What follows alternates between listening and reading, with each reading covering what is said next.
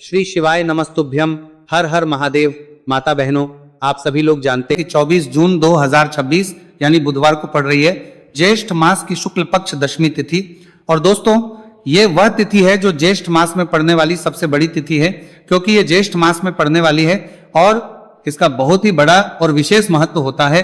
पूज्य गुरु जी ने कहा है कि अगर कभी भी मौका लग जाए और ज्येष्ठ मास की दशमी तिथि बुधवार को पड़ जाए तो आप लोगों को 7 हरा दुर्वा का उपाय तो अवश्य ही करना चाहिए। इन दोनों का संयोग बहुत ही कम आता है। इसी के साथ में गुरुजी ने अपनी शिवपुराण कथा में बताया है कि इस दिन आपको 7 दुर्वा का उपाय तो आपको अवश्य ही करना चाहिए, क्योंकि ऐसा दिन पूरे साल में सिर्फ एक ही बार आता है। और दोस्तों, आप सभी लोग जानते हो कि बुधवार का अगर सबसे बड़ा उपाय है तो वह 7 हरा दुर्वा वाला उपाय है। तो दोस्तों, इस बुधवार दशमी तिथि के दिन आप लोगों को इस 7 हरा दुर्वा वाला उपाय को जरूर करना है। बहुत सारे लोग होंगे जिन लोगों ने इस उपाय को ना किया हो, मतलब पूरा साल निकल गया, उन्होंने किसी भी दिन इस 7 हरा दुर्वा वाला उपाय को ना किया हो। पर दोस्तों, आपके पास एक आखिरी मौका बचा हुआ है जो कि 24 जून के दिन है। तो इस दिन आप लोगों को इस वाले उपाय को जरूर कर लेना। भले ही आपने पूरे महीने भर इस उपाय को ना किया हो, पर अगर आपने इस ज्येष्ठ मास के बुधवार दशमी तिथि के दिन अगर इस वाले उपाय को कर लिया तो आपको इस उपाय को करने का वह फल मिलेगा जिसकी आपने कभी कल्पना भी नहीं करी होगी। इसीलिए आप लोग इस वाले उपाय को एक बार जरूर कर लेना है, ताकि आप लोगों के हाथ से ये मौका ना जा सके और आपको इस उपाय को करने का फल मिल सके। दोस्तों, ये उपाय पंडित जी ने अपनी अभी ही शिव महापुराण की कथा में बताया है, जिस उपाय को आज हम आपको बहुत अच्छे से समझाने वाले हैं। इस वीडियो को देखने के बाद इस उपाय को समझने के लिए आपको कोई और वीडियो को देखने की जरूरत नहीं पड़ेगी। तो चलिए दोस्तों, उपाय को शुरू करते हैं। देखिए, ये इस ज्येष्ठ मास के बुधवार दशमी तिथि के दिन ये इतना खास होता है, इतना महत्वपूर्ण होता है। देखा गया है कभी कभी बड़े बड़े पूजा पाठ अनुष्ठान से जो मनोकामना पूर्ण नहीं होते, वह ज्येष्ठ मास के दिन बुधवार दशमी तिथि के दिन एक छोटे से उपाय करने से ही आपकी मनोकामना पूर्ण हो जाती है। और बहुत सारे लोगों ने इस उपाय को किया भी है और उनको इस उपाय को करने का फल भी जरूर मिला है। अगर आप लोग भी इस उपाय को करना चाहते हैं तो आप इस उपाय को पहले अच्छे से समझ लेना, सुन लेना, उसके बाद करना। आपको इस उपाय का फल जरूर ही, और इस उपाय को कर लेने से आपके घर में चाहे किसी भी प्रकार की दुख और समस्या क्यों ना चल रही हो, आपको उसका कारण भी नहीं पता है कि भाई ये समस्या किस कारण से चल रही है, उसका कुछ भी कारण हो सकता है। जैसे ऐसे पितृदोष हो सकता है या किसी भी तरह का मंगल दोष भी हो सकता है। तो इस दिन आप लोगों को ये वाला उपाय कर लेना है। ये एक ऐसा उपाय है जिस उपाय को अगर किसी विशेष दिन पर किया जाए तो भाई उस विशेष दिन का जो है वो तो मिलता ही मिलता है, पर हमने उस दिन पर इस उपाय को किया है तो हमें उससे भी बड़ा फल मिलता है, और फल बहुत जल्दी मिलता है क्योंकि आप इस उपाय को बहुत ही बड़े और विशेष दिन पर कर रहे हो। तो चलिए अब उपाय के बारे में बात करते हैं, लेकिन उससे पहले आप लोगों को यह जानना आवश्यक है कि आखिर ये उपाय किस समय करना है, किसको करना है और कैसे करना है। तो चलिए हम आगे आपको वीडियो में एक एक करके बता देते हैं। उससे पहले अगर आप लोग हमारे चैनल पर पहली बार हैं तो हमारे चैनल को सब्सक्राइब करना ना भूलें, और अगर आपके पास कोई सवाल है तो आप हमें कमेंट बॉक्स में बता सकते हैं। और अगर आपको हमारा वीडियो पसंद आया है तो आप हमें लाइक और शेयर करना ना भूलें। और अगर आपको हमारे चैनल की जानकारी चाहिए तो आप हमें फॉलो कर सकते हैं। और अगर आपके पास कोई प्रश्न है तो आप हमें कमेंट बॉक्स में बता सकते हैं। पहली बार आए हैं या फिर मेरी आवाज आज पहली बार सुन रहे हैं तो हमारे चैनल को सब्सक्राइब जरूर कर लेना, और इस वीडियो को करके कमेंट बॉक्स में श्री शिवाय नमस्तुभयम ओम नमः शिवाय जरूर टाइप कर देना। तो दोस्तों, इस 7 दुर्वा वाला उपाय को हमें इस बुधवार दशमी तिथि के दिन कैसे करना है, किसको करना है, किस समय करना है और कहां पर करना है, ये सारे सवालों के जवाब आपको इस वीडियो में मिल जाएंगे। और जो ये वीडियो देखेगा भाई उसको 7 हरा दुर्वा वाला उपाय जरूर करना चाहिए, क्योंकि इस दिन 7 दुर्वा का भी बहुत ही बड़ा और विशेष महत्व होता है। और जब बात आ जाए हरा दुर्वा की तो यह सोने पर सुहागा वाली बात हो जाती है, और यह एक बहुत ही बड़ा उपाय हो जाता है इस बुधवार दशमी तिथि का। तो अब दोस्तों, इस 7 हरा दुर्वा वाला उपाय को आखिर करना किसको है, सबसे पहले हम लोग वो बात जान लेते हैं। तो देखो, घर की जो बड़ी माताएं बहनें होती हैं, उन माताओं बहनों में से कोई भी एक बड़ी माता बहन इस वाले उपाय को कर सकती है। और दोस्तों, अगर आप चाहें तो अपने घर में से सभी सदस्यों भी इस उपाय को करवा सकते हैं। अगर किसी व्यक्ति की खुद की कोई मनोकामना है, खुद की कोई दुख और परेशानी है जो कि वह अपने लिए ही करना चाहता है, इस वाले उपाय को तो वह खुद अपने लिए भी कर सकता है। बाकी अगर कोई घर में से ऐसा है जो कि अपने पूरे घर परिवार की सुख और शांति के लिए यह वाला उपाय करना चाहता है, तो भाई वो भी कर में सकता है, उसमें भी कोई दिक्कत वाली बात नहीं है। कहने का मतलब यह है कि इस उपाय को हर सदस्य भी कर सकता है, और पूरे घर परिवार के सदस्य के लिए घर की बड़ी माताओं बहनों में से कोई एक माता बहन भी कर सकती है। माताएं बहनें अगर घर में उपस्थित ना हो या वह ये वाला उपाय ना कर पा रही हो, तो फिर घर का कोई बड़ा सदस्य भी इस 7 हरा दूर्वा वाला उपाय को कर सकता है, चाहे फिर वो पुरुष ही क्यों ना हो, उसमें कोई भी दिक्कत वाली बात नहीं है। अब दोस्तों, जो अगला प्रश्न निकल कर आता है वह ये आता है इसको लेकर कि आखिर इस उपाय को हमें किस समय करना है, सुबह के समय करना है कि शाम के समय करना है।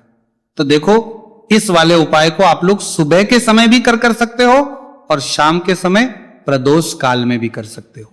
अब अगर आप पूछो कि भाई सबसे उत्तम समय कौन सा रहेगा इस 7 हरा दूर्वा वाला उपाय को करने का, तो हम आपसे बस यही कहेंगे कि इस उपाय को आप सुबह के समय करेंगे तो ज्यादा बेहतर होगा। बाकी अगर प्रदोष काल के समय भी करेंगे तो भी अच्छा होगा, उसमें कोई भी दिक्कत वाली बात नहीं है। तो अब दोस्तों, जो अगली सबसे बड़ी और महत्वपूर्ण बात आती है वो ये आती है कि सुबह अगर हम उपाय को करेंगे तो हमें कितने बजे से लेकर कितने बजे तक के बीच में करना है, और शाम के समय प्रदोष काल में करेंगे तो हमें कितने बजे से लेकर कितने बजे तक के बीच में करना है, बजे के बीच में करना है। तो देखो, सुबह जितनी जल्दी हो सके आप उपाय को करने की कोशिश करना। बाकी अगर कारणवश लेट भी हो जाओ, थोड़ी देर भी हो जाए, तो 10 या 11 बजे तक भी आप उपाय कर लेना, पर 12 बजे से ज्यादा देरी ना हो, ठीक है, इस बात का ध्यान रखना। उसके बाद में दोस्तों, अगर शाम के समय प्रदोष काल की बात करें, प्रदोष काल का जो समय है होता है वो शाम के 6 बजे से शुरू हो जाता है। मतलब शाम के 6 बजे से लेकर शाम के 6 बजे से रात के 8 बजे के बीच का जो समय होता है, यह समय प्रदोष काल का समय होता है। तो इस उपाय को 7 या 8 बजे के बीच में भी कर सकते हो। मैं आप कभी भी इस वाले उपाय को कर सकते हो, उसमें कोई भी दिक्कत वाली बात नहीं है। तो ज्येष्ठ मास का महीना ही है जो आपको धन दौलत पुण्य दोनों ही देने वाला है। ज्येष्ठ मास के महीने में तुलसी का पूजन करके, श्री हरि विष्णु से जुड़े हुए कुछ उपाय करके आप अपने जीवन की निर्धनता, धन से जुड़ी समस्याएं, कर्ज से जुड़ी समस्याओं को हमेशा के लिए दूर कर सकते हैं। भगवान विष्णु को तुलसी अति प्रिय है, इसलिए उनकी पूजा में भी विशेष रूप से हम तुलसी का उपयोग करते हैं। और बिना तुलसी दल के, बिना तुलसी मैया के श्री हरि विष्णु की पूजा और उनका भोग दोनों ही अधूरे होते हैं।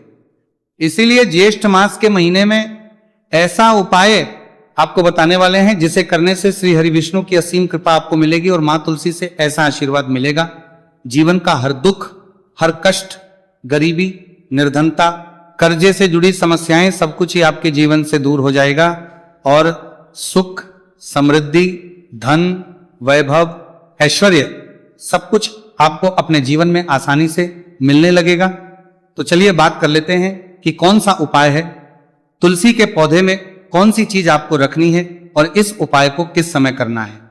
देखिए, सबसे पहले तो आपको बता दें कि अगर आपके घर में तुलसी का पौधा नहीं है तो ज्येष्ठ मास के महीने में एक तुलसी का पौधा अपने घर में लाकर जरूर लगाए, क्योंकि ज्येष्ठ मास के महीने में जो लोग अपने घर में तुलसी जी का पौधा लाकर लगाते हैं, मां तुलसी का पूजन करते हैं, कभी भी मां तुलसी उनके घर में निर्धनता नहीं रुकने देती है, हमेशा उनके घर में धन की वृद्धि होती है, धन की वर्षा होती है। तो जरूर से तुलसी का पौधा आप ज्येष्ठ मास के महीने में अपने घर जरूर लेकर आए और अच्छे से आपको मां तुलसी का पूजन करना है, मां तुलसी के पौधे की देखभाल करनी है। और वह कौन चीज है जो आपको तुलसी के पौधे में ज्येष्ठ मास के महीने 24 जून बुधवार दशमी तिथि में रखना है, और कैसे ये चीज रखते ही रातों रात आपके जीवन में चमत्कार होगा और आपके भाग्य का भी आपको साथ मिलेगा। तो देखिए, इस वीडियो में जितने भी उपाय हमका अंतर पड़ेगा आपको बताएंगे, सभी उपाय सरल है। देखो, गुरुजी ने कहा है कि बुधवार के दिन आपको 7 हरा दूर्वा वाला उपाय तो अवश्य ही करना चाहिए। वीडियो के अंतिम में आपको उपाय बताया है, आपको करना है। देखो, आगे बढ़ने से पहले वीडियो को एक लाइक जरूर करें। देखो, सबसे पहला उपाय, यदि आपके जीवन में कर्जा बहुत अधिक है, आपके जीवन में संकट बहुत अधिक रहते हैं, आपके ऊपर बहुत अधिक विपदा आ रही है, बार बार आपको अपने व्यापार में और अपने धन में हानि देखने को मिल रही है, यानी कि आपको प्रत्येक कार्य में हानि हो रही है, तो आपको यह उपाय करना चाहिए। इस उपाय को करने के लिए आपको 2 चीजों की आवश्यकता होगी। सबसे पहले है, आप जानते हो, जो कि भगवान गणेश जी को समर्पित होती है, तो आपको वह हरा दूर्वा की आवश्यकता होगी।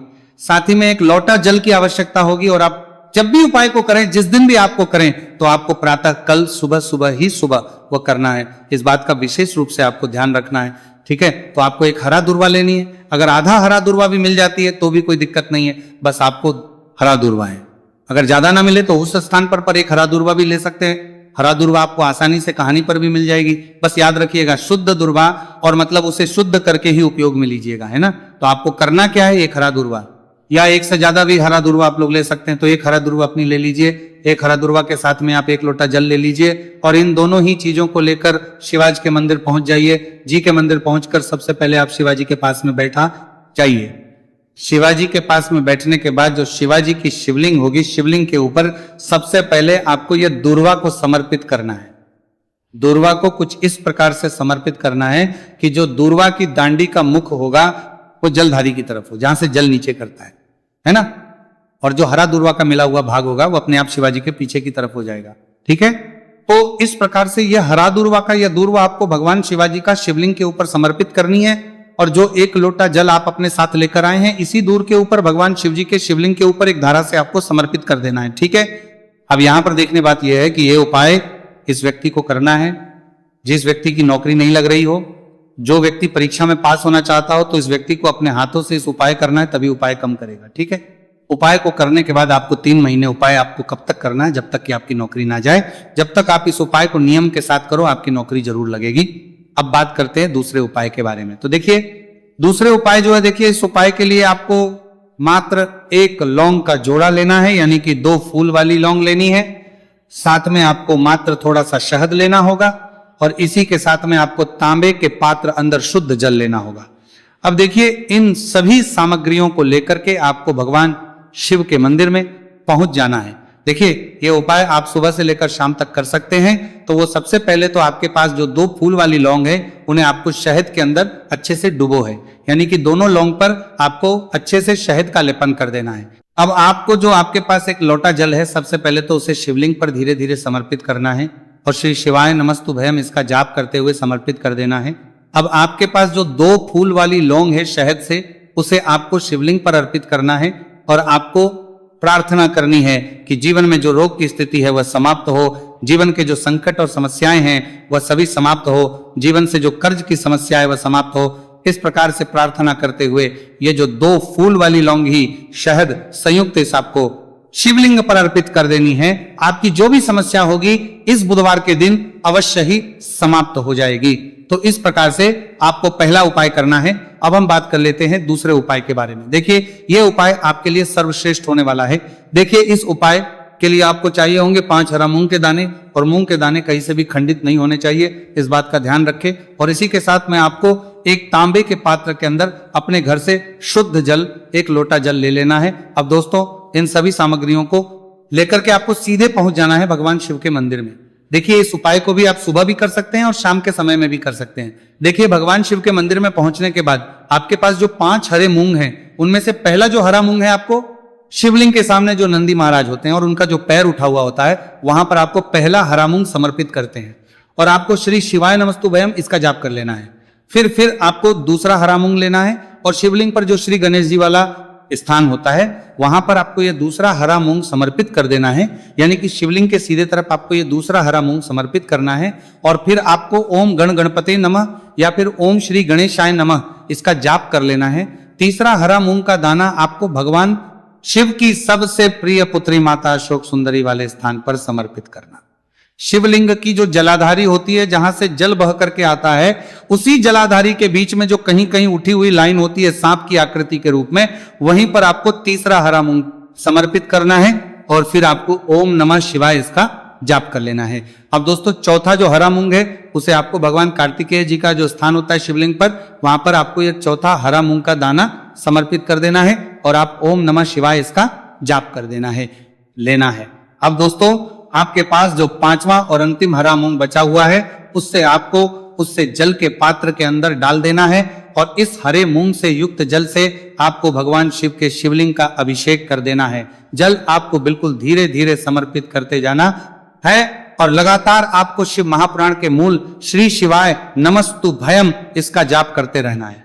फिर आपको शिवलिंग के आगे बैठकर, यदि आप अपने बच्चों के लिए ये उपाय कर रहे हैं, यदि आप अपने बच्चों की बुद्धि ज्ञान और विवेक के लिए उपाय कर रहे हैं, तो उसके लिए आपको प्रार्थना कर लेनी है, या फिर व्यापार में वृद्धि करने के लिए उपाय कर रहे हैं तो उसकी कामना करते हुए आपको प्रार्थना कर लेनी है, या फिर अपनी नौकरी के लिए कर रहे हैं, या फिर अपने इंटरव्यू के लिए, या फिर धन की प्राप्ति के लिए कर रहे हैं। जिस भी कामना के लिए आप उपाय कर रहे हैं उसे परिपूर्ण करने के आपको महादेव से प्रार्थना कर लेनी है, और फिर आपको वापस अपने घर आ जाना है। पूज्य गुरु जी ने कहा है कि जो भी व्यक्ति इस उपाय को कर लेता है तो यकीन मानिए आपके जीवन की जो सारे संकट, कष्ट और बाधाएं ही वो सभी समाप्त होंगे। अब हम बात करते हैं अगले उपाय की। इस उपाय के लिए आपको एक दीपक लेना है। दीपक आप मिट्टी का भी ले सकते हैं और शुद्ध आटा मढ़कर उसका दीपक भी आप तैयार कर सकते हैं। अंदर गोल बाती का प्रयोग करना है और दीपक के अंदर आपको शुद्ध घी का प्रयोग करना है। इसी के साथ में आपको मात्र एक फूल वाली लौंग लेनी होगी। अब ये एक दीपक और एक फूल वाली लौंग लेकर के सीधा आपको पहुंचना होगा बरगद के वृक्ष के। वहां पर देखिए, सबसे पहले तो आपके पास जो एक फूल वाली लौंग है उससे आपको बरगद के वृक्ष की जड़ में समर्पित करना है।